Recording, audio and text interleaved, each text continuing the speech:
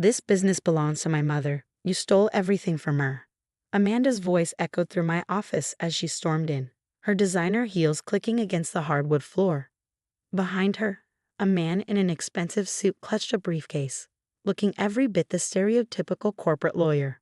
I'm Isabella Martinez, 42, and for the past 15 years, I've built Martinez Organics from a small farmer's market stall into a multi-million-dollar organic beauty empire. Now, my stepsister was here to try to take it all away. Mrs. Martinez, the lawyer began, placing his briefcase on my desk with practiced authority. We have evidence that the original concept and formulations for your product line were developed by Margaret Wilson, my client's mother. We're here to discuss transferring ownership back to its rightful. I held up my hand, cutting him off. Before you continue, there's something you both need to see. My voice remained steady as I reached for my laptop, though my hands wanted to shake with 15 years of suppressed anger. Amanda sneered, tossing her perfectly styled hair. What could you possibly show us? Mom told me everything before she passed away last month. How you stole her journal of recipes, how you took advantage of her kindness. I turned my laptop around, clicking play on a video file I kept safe all these years. The security footage was slightly grainy but clear enough. There I was 15 years younger, sitting across from Margaret in this very office when it was just a tiny rental space. $5,000, Yummy said in the video, pushing a business proposal across the desk. That's all I'm asking for. The farmers market sales prove the concept works. People love the products. Margaret's younger self picked up the proposal, barely glancing at it before dropping it back on the desk. Isabella, dear, this is worthless. Natural beauty products. Everyone knows real cosmetics need proper chemicals. You're wasting your time. I watched Amanda's face change as she heard her mother's voice dismiss my dreams so casually, but there was more. But these are your recipes, Yummy protested in the video. Don't you want to be part of making them successful? Margaret's laugh was cruel. Those old recipes, they're nothing but garbage I picked up from my grandmother. If you want to waste your time with them, go ahead. I want nothing to do with this foolishness. The lawyer shifted uncomfortably as the video continued, showing Margaret signing a document. And this paperwork? Yummy asked. Yes, you have my permission to use any of those old recipes. I'd be embarrassed to be associated with them anyway. Just don't expect me to invest in this nonsense. I stopped the video, the silence in my office deafening. That document she signed, it's a legal release of any claim to the recipes or business concept, witnessed by a notary who was just off camera. Would you like to see it? Amanda's face had turned an interesting shade of red. She was just having a bad day, she didn't mean. This was just the first video, I interrupted, pulling out a thick folder. I have 15 years of documentation. Every time Margaret mocked the business, every time she told people she was embarrassed her stepdaughter was playing with herbs instead of getting a real job. That is, until last year, when we hit $50 million in annual revenue. The lawyer was already packing up his briefcase, clearly recognizing a losing battle. But I wasn't done. You want to know the real irony, Amanda? 5 years ago, Margaret came to me asking to buy in, offered me $2 million for a 10% stake. I pulled out another file. I turned her down, but I recorded that conversation too. Would you like to see your mother trying to claim she'd always believed in the business? Why? Amanda's voice cracked. Why did you keep all of this? I leaned back in my chair, memories of those early years washing over me, the farmers' markets in the rain, mixing formulas in my tiny apartment kitchen, delivering orders from my beat-up car while Margaret and Amanda lived in luxury, mocking my efforts. Because your mother taught me something valuable the day she rejected my proposal. She taught me that the only person I could rely on was myself. So I documented everything, protecting myself from the day I knew would come, when suddenly, the business she called worthless would become something she'd try to claim. But Mom said, Amanda started. Your mom said a lot of things, Amanda. The difference is I can prove what she really said and did. I gestured to my office door. Now, unless you want me to show these videos to every business magazine that's been begging for the real story of Martinez Organics' founding, I suggest you leave. The lawyer practically dragged Amanda out, leaving me alone with the evidence of 15 years of preparation. I picked up my phone to call my attorney, knowing this wouldn't be the last attempt to claim what I built. But I was ready. I'd always been ready. Margaret might have thought those old recipes were worthless, but I'd known better, just like I'd known that someday someone would try to take it all away.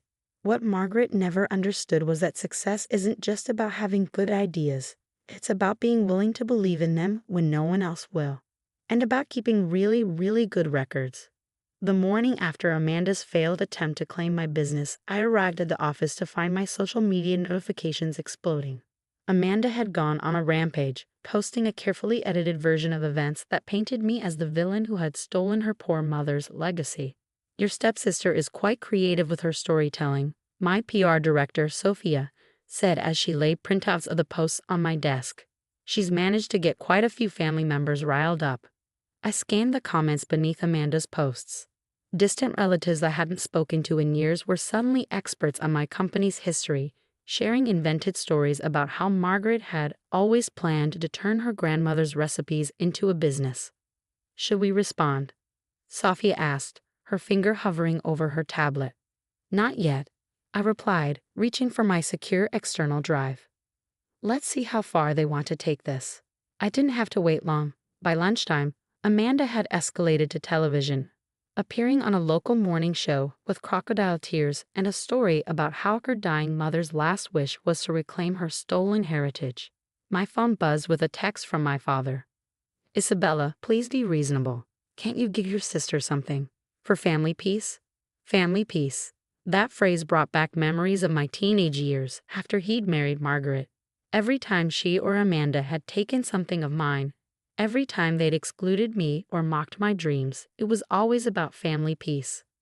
I texted back, like when you asked me to give Amanda my college fund for family peace, or when Margaret convinced you to put the house in her name for family peace.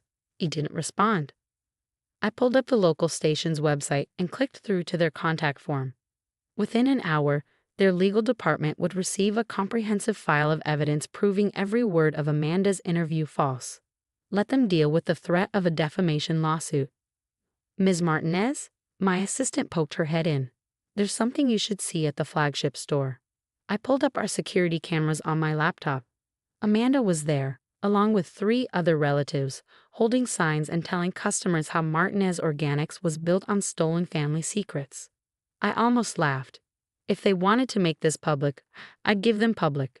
I pressed the intercom. Sophia, remember that documentary crew that's been asking to tell our company's story? Call them back. Tell them I'm ready to talk. All of it, she asked. All of it. 2 hours later, I sat across from a respected documentary filmmaker surrounded by cameras. On the table between us lay the evidence of my journey, the original farmer's market permit, my first batch of handwritten formulas, and photos from those early days. Let's start at the beginning, the filmmaker said. Tell us about the first Martinez Organics product. I pulled out an old battered journal. This was my mother's, my birth mother's. She died when I was 12, but she taught me about natural healing. When my dad married Margaret 3 years later, I was excited because she said she shared that passion. She had her grandmother's recipes, just like I had my mother's. I opened the journal carefully. I asked Margaret to teach me her recipes, to help me combine them with what my mother had taught me.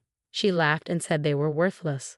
But she let me have them, signed them over legally because she thought I was wasting my time. And the first product? A healing salve combining my mother's Evola formula with Margaret's grandmother's calendula infusion. I refined it, tested it, worked with herbalists to perfect it. Every step documented, every improvement recorded. I smiled, remembering those long nights of experimentation. It's still our bestseller. Your stepsister claims your success is built on her family's heritage. Her family's heritage that they threw away, I corrected. I have years of footage of Margaret mocking these recipes, calling them old-fashioned nonsense. But I saw their value. I respected the traditional knowledge while innovating and making it better. The interview continued for hours. I shared everything. The rejections, the struggles, the slow build from farmers markets to our first store. The documentation proving every step was mine, every innovation earned through hard work and dedication. As the crew packed up, my phone buzzed with a text from Amanda.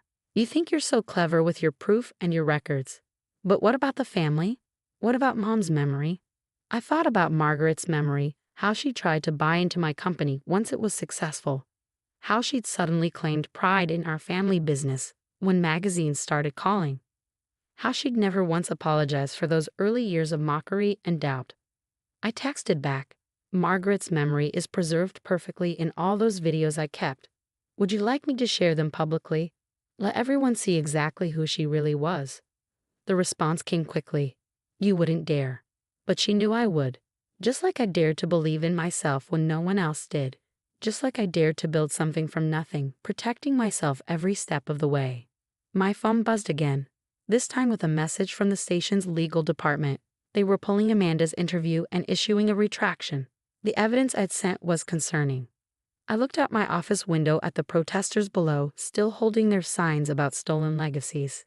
Soon they'd learn what real legacy meant, not just old recipes in a book, but the courage to believe in them, the determination to prove their worth, and the wisdom to document every step of the journey. Margaret had taught me that last lesson well, though not in the way she'd intended. Sometimes the best teachers are the ones who show you exactly what not to do. The documentary aired 3 weeks later. I watched it alone in my office, a cup of herbal tea, made from one of my mother's original recipes, growing cold on my desk. They'd done a beautiful job telling the story. The contrast between my farmer's market beginnings and our current success was striking. But what hit hardest were the old security videos showing Margaret's constant dismissal of the business throughout the years. This silly little herb shop, she'd said in one clip from 10 years ago, walking past my first store. "I can't believe she's still wasting her time." Another from 7 years ago, natural beauty products. "Please, when is Isabella going to grow up and get a real job?" And finally, just 2 years ago, her attempting to buy in, "Darling, I always knew you had potential. Let's make this a true family business." My phone started buzzing almost immediately after the credits rolled. First came the text from Amanda. "You've destroyed Mom's reputation. I hope you're happy." I didn't respond. Instead, I opened an email that had just arrived from my father.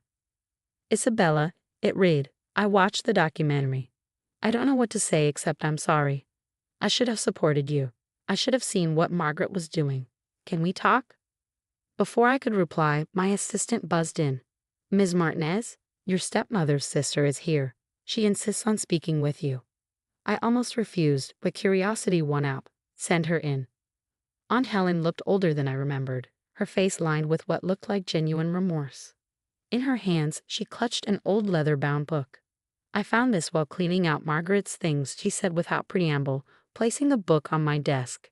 "It's our grandmother's original recipe book, the one Margaret claimed you stole." I opened it carefully. The pages were filled with neat handwriting, detailed instructions for herbal remedies and beauty preparations. But what caught my eye were the notes in the margins, written in a different hand. "Those are Margaret's notes," Helen explained. "From before she married your father, she tried for years to make these recipes work, to start a business. But she failed. She couldn't figure out how to modernize them, how to make them appealing to today's market." I looked up, understanding dawning. "That's why she was so bitter about my success." Helen nodded. "When she saw you succeeding where she had failed, well, you know, my sister, she couldn't handle it. But watching that documentary, seeing how you built everything from scratch, how you improved the formulas while honoring their origins," she wiped a tear. "Our grandmother would have been proud." After Helen left, I sat for a long time looking at the book. Finally, I picked up my phone and typed out a message to Amanda. "The flagship store has a beautiful display case in the entrance. I'd like to put your great-grandmother's original recipe book there, with a plaque honoring her contribution to natural beauty traditions. Not because you demanded it, but because it's the right thing to do. Her legacy lives on in every product we make, alongside my mother's recipes, my innovations, and 15 years of hard work." I hit send, then wrote to my father. "Coffee next week, just us." The responses came within minutes. "Amanda, I'll think about it." "Dad, name the time and place." A week later, we installed the display case. The old recipe book sat open to a page about calendula infusion, the same recipe I'd used in my first product. Next to it, I placed my mother's journal, open to her aita formula. Above both, a simple plaque read, "Honoring the wisdom of those who came before, while blazing new trails forward." That evening, as I was leaving the office, I found an envelope on my desk. Inside was a letter from Margaret, dated just before her death. Isabella, by the time you read this, Amanda will have made her move to claim the business. I put her up to it, my final act of bitterness. But the truth is, you succeeded where I failed. You took those old recipes and made them into something remarkable. I was too proud to admit it in life, but I can at least write it down in death. The business is yours. You earned it. Margaret. I carefully added the letter to my files, one last piece of documentation to keep safe. But I knew I wouldn't need it. The truth had finally come out, and no amount of bitterness could change what I built. As I turned off the lights in my office, I caught my reflection in the window. Behind me, the city lights sparkled, and somewhere out there, my mother, my birth mother, was smiling. Her daughter had taken her lessons about natural healing and built an empire, one that helped millions of people feel beautiful the natural way. That was the real legacy, not the recipes, not the formulas, but the determination to believe in something when everyone else doubted, and the wisdom to document every step of the journey just in case.